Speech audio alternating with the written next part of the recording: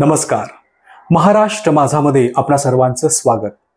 मंडळी, महानगरांमध्ये नगरांमध्ये गावखेड्यांपेक्षा लोकसंख्या अधिक असते आणि भूभाग अल्प. या वाढत्या लोकसंख्येला सामावून घेण्यासाठी वास्तू एकावर एक माळे रचून बांधल्या जातात. अशा वास्तुरचनेला आपण म्हणतो बिल्डिंग. या बिल्डिंगला मराठी शब्द काय तर इमारत. आणि आकाशाला भिडणाऱ्या उंच बिल्डिंग्सना आपण काय म्हणतो गगनचुंबी इमारत. किती सुंदर मराठमोळे शब्द आहेत ना. परंतु इमारत हा मराठी शब्द नाही. इमारत हा अरबी शब्द आहे.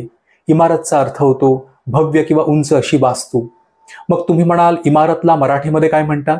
इमारतला मराठी शब्द आहेत मंदिर किंवा प्रासाद. परंतु हे शब्द आपण वापरत नाही.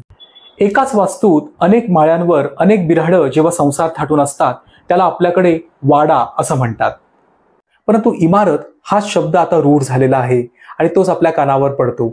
जसं अमुक तमुक इमारतीचं बांधकाम सुरू आहे, अमुक तमुक इमारतीचा पुनर्विकास होणार आहे, अमुक तमुक इमारत मोडकळीस आलेली आहे, अमुक तमुक इमारत जीर्ण म्हणून महापालिकेने घोषित केलेली आहे. असं मंडळी, असाच एक शब्द घेऊन भेटूया पुढील भागामध्ये.